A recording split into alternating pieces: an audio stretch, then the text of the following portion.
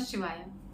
आप में से कुछ लोगों ने मुझसे ये पूछा था कि मॉर्निंग रूटीन में हमें क्या क्या करना चाहिए। ये तो फिर भी बहुत बार डिस्कस किया है, पर ऐसी क्या कोई नाइट रूटीन है जिसे हम फॉलो करके अपनी नाइट को और अपने नेक्स्ट डे को अच्छा बना सकते हैं? तो ये एक बहुत अच्छा क्वेश्चन है और एक सिंपल से नाइट रूटीन के साथ आज हम इस वीडियो में डिस्कशन करेंगे जो जो आप अपनी लाइफ में इम्प्लीमेंट कर सकते हैं। ये कोई बहुत ज्यादा टफ भी नहीं है।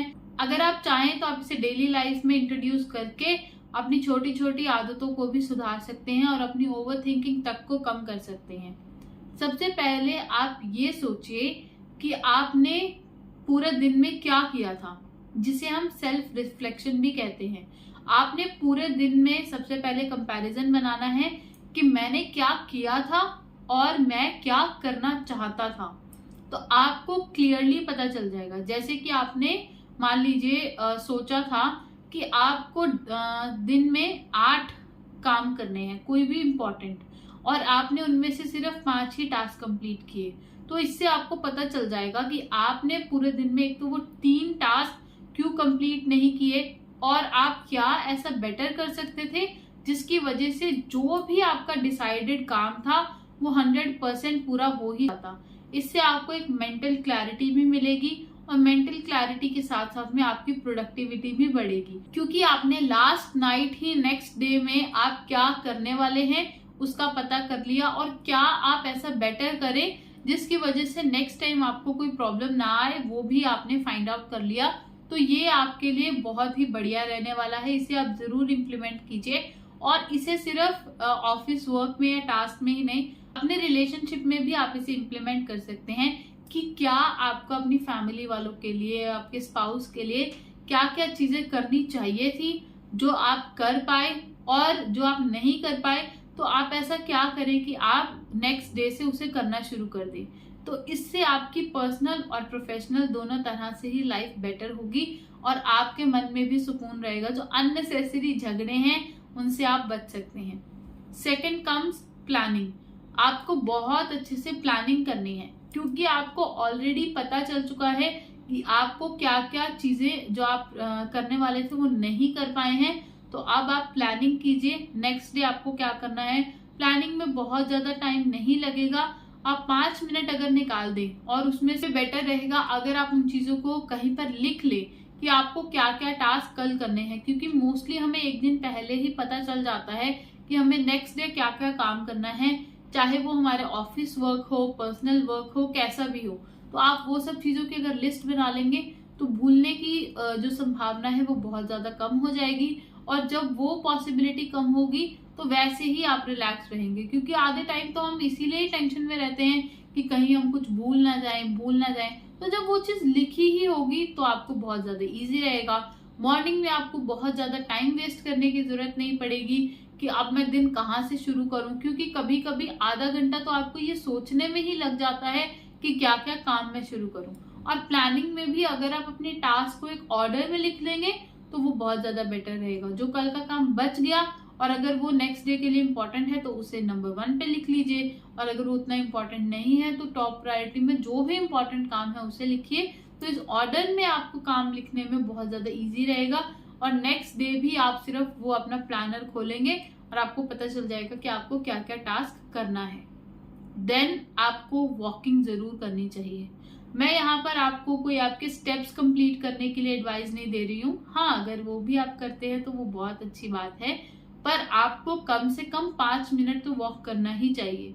वैसे तो नाइट वॉक आफ्टर डिनर ये प्रेफरेबल है, क्योंकि जब आप आफ्टर डिनर वॉक करते हैं तो वो आपके डाइजेस्टिव सिस्टम को भी हेल्प करती है, और इसके साथ साथ में आप का माइंड भी वो क्लियर रहता है, रिलैक्स रहता है। और अगर वो 5 मिनट आप अकेले वॉक करेंगे तो आपका माइंड रिलैक्स रहेगा और अपना एक तरह से मी टाइम भी इंजॉय कर सकते हैं किसी से बिना बात किए। तो उसमें भी आपको नए नए आइडियाज डेफिनेटली मिलेंगे। इसके अलावा अगर आप इवनिंग वॉक के लिए जाते हैं या डिनर से पहले अगर वॉक के लिए जाते हैं, अगर आपके लिए डिनर करने के बाद जाना पॉसिबल नहीं है तो वो भी आपको हेल्प करेगा ही। इसके साथ साथ में आप एक और चीज ऐड कर लीजिए कि जितना हो सके अपना डिनर जल्दी कीजिए। अगर आपको ऑफिस से आने में या काम से आने में ही लेट हो जाता है तो आप ट्राई कीजिए अगर आप वहां पर ही कुछ अच्छा हेल्दी ऑप्शन लेकर जा सके कैरी करने के लिए और वहीं खाकर आ सके। नहीं तो अगर आप टाइम से घर आ जाते हैं तो जितना अर्ली हो सके उतना अर्ली डिनर कीजिए। ये भी आपके स्लीप साइकिल को भी हेल्प करेगा, आपके डाइजेशन को भी हेल्प करेगा और आपके माइंड तक को भी हेल्प करेगा।